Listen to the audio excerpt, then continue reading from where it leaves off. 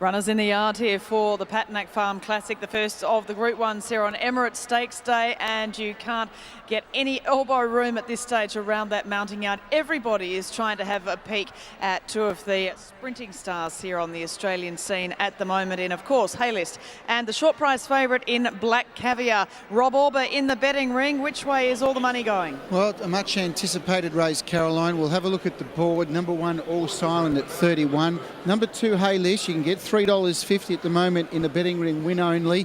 And number 3, Eagle Falls at 71. Melito 51, Hortensia 26. Black Caviar out to $1.80 at the moment in the betting room. I'm just having a quick look to see if anyone's offering any better. At this stage, 180 is the best.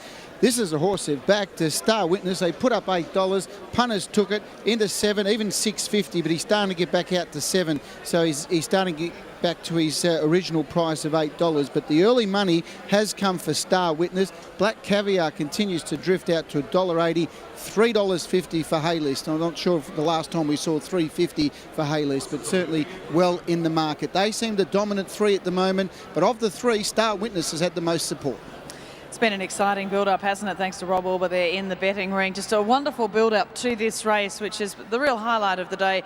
Of course, you would expect with the battle between two of these horses who both have a similar sort of racing style. So we could see them eyeballing each other here as they come up this famous Flemington straight. Let's see these runners individually. Number 1 is All Silent. Of course, a past winner of the Emirates and, of course, the Patinack Classic as well. By Belong to Me, he's a half-brother to Private Steer. She won 3 Group 1 races herself. And Graham Begg is combining with Dwayne Dunn this time for him, going for another win here. Yeah, well, he was breathtaking when he won this race last year. I'd prefer him in a bigger field to get a genuine speed on. Look, it's been a little while since we've seen the best of All Silent, but we know the best of All Silent is more than capable of matching it with Haylist and Black Caviar. Can he improve today? Well, last start, complete forgive on a heavy track. He does not go at all on a heavy track. He gets back on top of the ground. His Manicato performance over 1,200 metres was quite good. He finished off nicely there, about 5 lengths off Haylist. This is his track. He loves it here at Flemington. If he can get back to his absolute best, you just never know. Speaking of Manicato, number 2, Haylist, well, he has the same big chest, big strong front and big strong back end as well as the great sprinting star Manicato. Haylist himself has won 12 of 14, placed another one. He's by Statue of Liberty. John McNair has prepared him with Glyn Schofield, of course, taking the ride once more, and he's won his last 4 in a row, including the Gilgai and the Manicato before that. Well, the tactics are going to be interesting, aren't they? We could go on and on about what a superstar this guy is. He's won 12 from 14. He's a Group 1 winner. That says enough. The tactics with Haylist versus Black Caviar. Our mind goes back a couple of years ago when it was Gold Edition versus Miss Andretti, and Craig Newitt was on Miss Andretti. Stathy Katsidis on Gold Edition. Stathy went one way and then he balked and went quickly to the rail, and Craig Newitt followed him throughout. It was amazing stuff indeed. The tactics between these two jockeys are going to be interesting. They both like to go forward. They might eyeball each other and set it up for something to come over the top. Number 3, Eagle Falls, as you said, he's raced around the world. He's been a wonderful horse, 5th in the Chris Flyer there in Singapore last year, and of course he was 3rd in the Manicato, 4th in the Schweppes to Black Caviar. He's a good-looking horse, isn't he, a son of Hassanay? Yeah, he won the Salinger here last year. A bit concerned with him at weight for age level versus these. He will get back. His natural style is to get back and finish the race off, and which is the natural style for 4 out of the 7 runners, really. So the tactics are going to be interesting indeed. Eagle Falls going okay, finishing off quite nicely, but gee, hard to see the way it finished off. 7.3 lengths behind Black Caviar around Moonee Valley. Can it turn that much around? Well, I think Melito is the forgotten horse here. Odds of $41 on course by Reduced Choice, this mare. Of course, she ran into More Joyous as a younger horse. She's won the Group 1, the TJ Smith, the AJC version of that. She's won the Winter Stakes, but most importantly, she is 3 from 3 second up, and she has been set for this by Gerald Ryan. She's been placed in another 5 Group 1s. She is a superior sprinter on her day. Yeah, I'd probably prefer her at 13 to 1400 metres. However, it's always been a saying in racing here at Flemington, to be a successful straight 6 horse here at Flemington, you need to be a quality, strong 1400 metre horse. That is Melito. I'd probably prefer her around the bend. Having said all that, she's unbeaten second up. And if there's a chink in the armour from the champs, watch her late. She'll be storming over the top. Another very good mare too is number 5, Hortensia. In any other company, she'd probably be a short price favourite. She's by Testarossa, and Tony Noonan and Craig Williams are combining here with her with that wonderful fresh record she has. She is first up today, and she's won 3 of 5 first up. Well, she won the Galaxy first up last preparation. She was tremendous there. Her win in the Winterbottom over at Ascot was amazing. She was last, and she came with a barnstorming finish to come over the top of them. Craig Williams loves to ride Hortensia, and first up, this is a big assignment for her. But Tony Noonan has always said she's the best mare. In fact, she's the best horse he's ever trained, and certainly don't disrespect her first up. There is the super mare. That is Black Caviar. 7 from 7. We've been waiting for this match-up, if it turns out to be that, with Haylist for many, many months now, and it's great to see that she has come back in such good order for Peter Moody. She's won the Scalacci and the Schweppes in her 2 runs back this campaign, as we said. An unbeaten mare by Bella Spree, a Blue Diamond winner. She's out of a half-sister to Magnus, who is a Galaxy winner, and also Valander. It's a wonderful pedigree and a wonderful racehorse. Can't wait to see her in action here today, Black Caviar. Yeah, her cruising speed is amazing. Have a look at the size of this mare. She is a huge mare. And we get to see her for the 3rd run in her preparation for the very first time. Peter Moody's consistently done patch-up jobs with her because she's so big. And we've seen her have 2 runs in her preparation, then go to a spell. She's 3rd run this prep, so she really is going well. You can imagine that she'll be even better than what she was at Moonee Valley. She's down the straight. She's the one they've got to beat. Number 7 is StarWitness by Starcraft. Of course, a Blue Diamond winner at 2, and then coming out and winning the Coolmore Stud Stakes. We know how close he got to Haylist in that jump out on the Tuesday before Derby Day. He's on his toes a little bit here in the yard, but Dan O'Brien's done a wonderful job with this horse. Just a young horse here with the 53.5. Yeah, well, keep in mind in that jump out when he was settling right in behind Haylist, that was with no weight, so obviously you would imagine that they roughly carried the same amount of weight. If anything, StarWitness with James Winks probably carried a little bit more than Glyn Schofield. So you can imagine today a lot better off of the weights, 53.5 kilos. He's won 4 from 7. He's a real quality sprinting 3-year-old. He's got a touch of Star Spangled Banner about him in StarWitness, and I think he's the big danger to Black Caviar. Absolutely, there they are, the field for the Patnack Farm Classic for 2010. What a wonderful race it is going to be. There are the tips for Rob Gaylard, number 6 Black Caviar.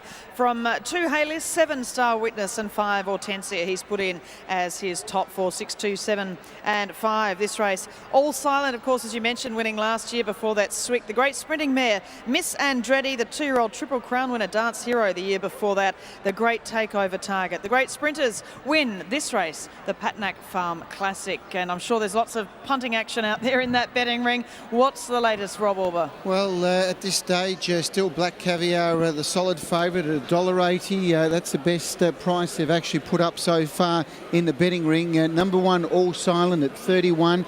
Haylist, $3.50. Still now there's some late support for Haylist into 3.40. So there's been a move now for 2. Eagle Falls, Melito, huge odds with Hortensia. Black Caviar, $1.80. StarWitness, $7 now out to 8. Thanks very much, Rob. Global Sprint Challenge.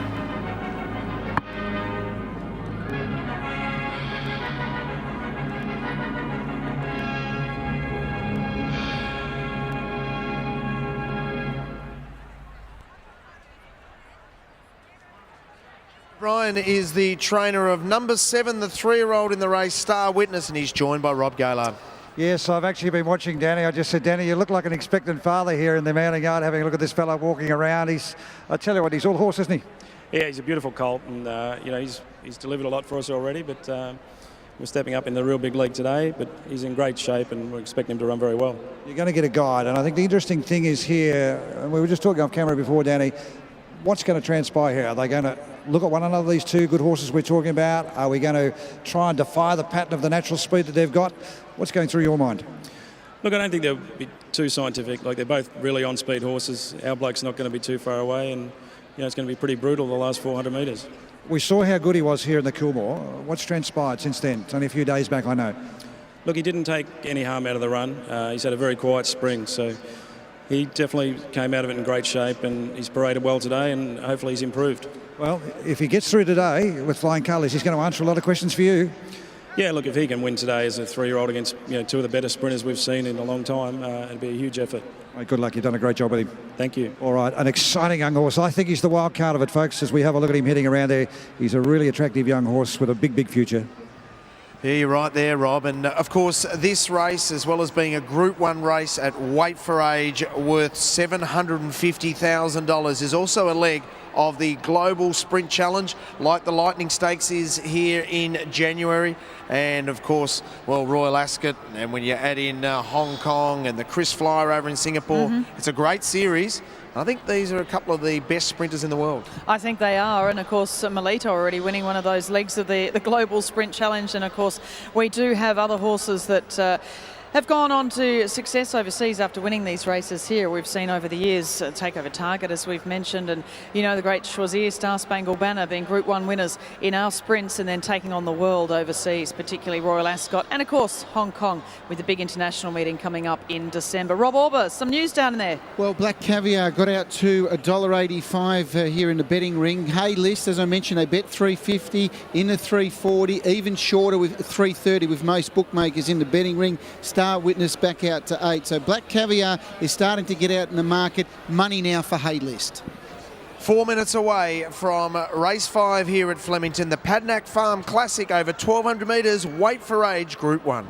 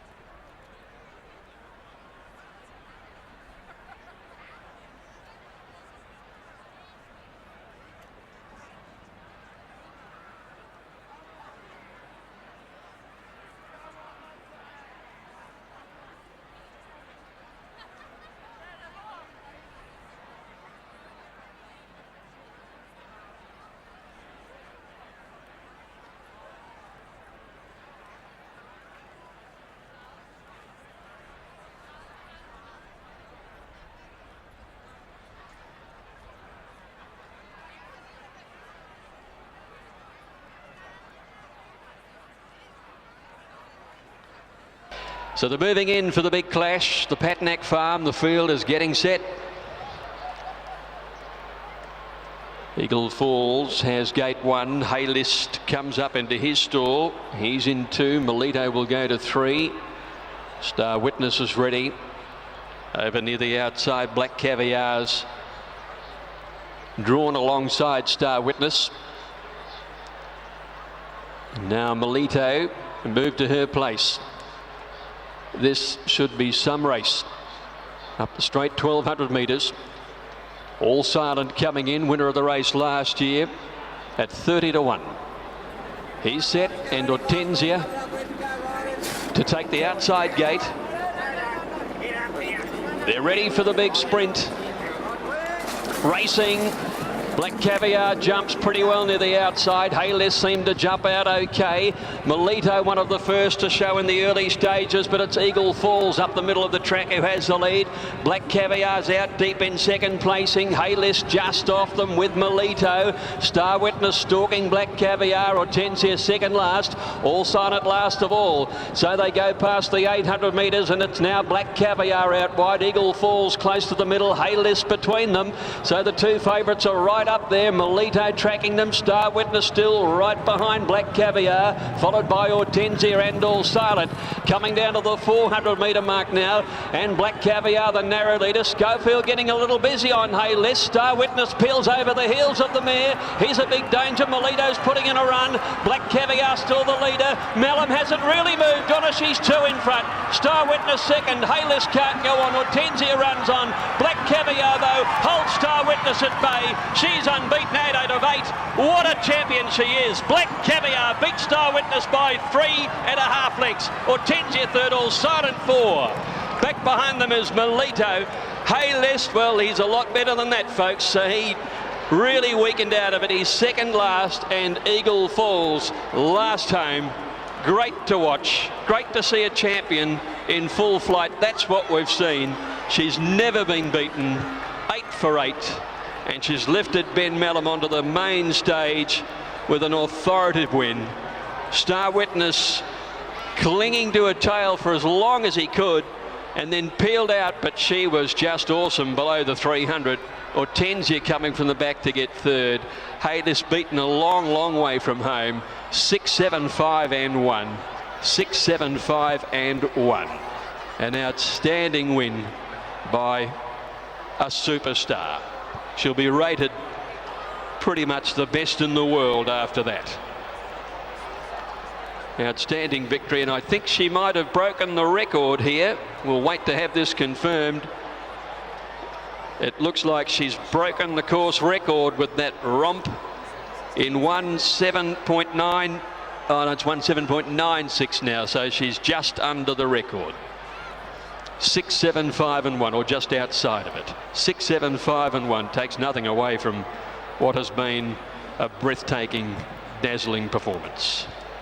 What an amazing win to Black Caviar. She's 8 from 8. She's the best sprinting mare in the world, and what a ride for young Ben Mellum. He would be ecstatic with that performance. He's about to be joined by Melbourne Cup winning jockey Johnny Letts. Mate, what a relief. And what a serious racehorse. Ben, take us through the race. You jumped quick, you controlled it. Any time that you ever had to go hard, you looked like you were pretty confident all the way. Yeah, I was always very confident, especially when she left the barriers reasonably well. And I think Hayless was a bit grubby out, but no, she controlled the race, and yeah, I never got to the bottom. I don't reckon I got near the bottom. Ben, just going back through the race, when you hit the ground and she had that real good feel, how far out did you feel straight away you thought, this is the one? Oh yeah, mate, once we left the barriers clean and she bounced straight onto the bunny, I got to where I wanted to be on the track, and she did the rest. Okay, mate, congratulations, your first Group 1 over the Melbourne Cup week. Good on you, mate. Thank you, mate, good on you. There is Johnny Letts with Ben Mellum, and gee, I'm pleased for Ben Mellum, a really talented young jockey who is now starting to reap the rewards for his commitment, especially in the last 12 months. recently became a father, and that would please him no end. For sure. Peter Moody, what a wonderful job he does with these, well, all horses in his stable, but he's had such an affinity with these wonderful mares. And this is another of them. Of course, he's got Typhoon Tracy as well in the stable, but Black Caviar just dominating the sprinting ranks. By Bella Spree, the Blue Diamond winner from Eliza Park, start out of a Desert Sun mare. Now, Desert Sun, of course, the sire of the Great Sunline. Touch of Sunline about this mare as well. She's a solid girl, lots and lots of bulk about her, but a nice head on her as well. She is a beautiful mare to have a look at. And, of course, the family of Magnus Verlander, Scandinavia, all very good sprinters. Here she is coming back to scale, the wonder mare Black Caviar with Ben Melham.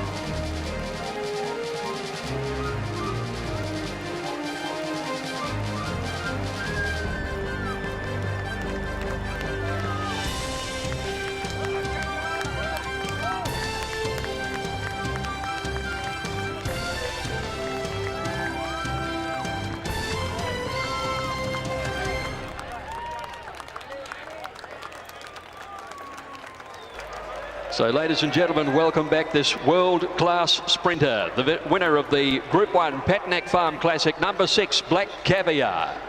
A 4-year-old brown mare by Bella Spree from Helsinge, raced by G and Mrs. K. Wilkie. We're at Bloodstock Syndicate. C and Mrs. J. Madden, P. Hawks, and D and Mrs. J. Taylor, trained by Peter Moody. Black Caviar gives Ben Melham his first Group 1. Second, StarWitness for James Winks and Danny O'Brien. And third in Hortensia, Craig Williams at Tony Noonan. Well, what a win by Black Caviar. She's 8 from 8. She may take on the best in the world. Let's find out from the winning trainer, Peter Moody, who's joined by Bruce Clark. Well, they might have to take on her to be the best in the world, because what we've seen today says that, Pete, she is. Yeah, it's awesome, isn't it, Bruce? She's the best I've got. I don't know about the world. I'm not worried about the rest of them. We'll worry about that later. But the emotion, I mean, there's a feeling of relief, pride. What is it for you with this horse? Oh, listen, it's massive relief. You know, she's had a build-up since day one, and to finally crack that Group 1. You know, most horses with her ability probably would have won a Group 1 at their third or fourth start. They just haven't fallen for her with injury and so on. But to finally get there today, and you know, it's just a great relief. It would have been a tragedy if a horse like this went to the breeding barn without a Group 1 beside her name. But the arrogance of the win, did that surprise you in any way? Well, I did expect it, but I wanted to see it to believe it. You know, she's the things she can do. You just close your eyes and hope she comes back in one piece. You know, she's just an awesome machine. We still haven't found the bottom of her, Pete. Well, she still looked a bit lost down the straight, didn't she? You know, this might be silly to say. She seemed lost out there on her own, and it'd be scary to think she might go quicker around a turn. Absolutely. I mean, she's a filly who scares you, though, isn't she, because of her awesome strength? Definitely. You know, whether it's in walking around the stable, on the training track, or in the paddock at home, she's just got that unbelievable brilliance, and I don't think she knows she's got it, and she doesn't allow for it at times, which makes our heart flutter. She's injured herself, perhaps, by throughout her career, hasn't she, by the sheer strength of stride and keenness to race. Exactly. But thankfully, as she's matured and developed, both physically and mentally, she is, you know, she's a lot more tractable now, so it's tremendous. What do you do with her, Pete? I mean, today was your spring grand final. What's the long-range plans with her? She'll come home to South Belgrave tonight, tomorrow morning. Probably 2 or 3 weeks off. She'll go back to Peter Clark at Murchison, and we'll prep her for the Lightning and the Australia Stakes in the autumn.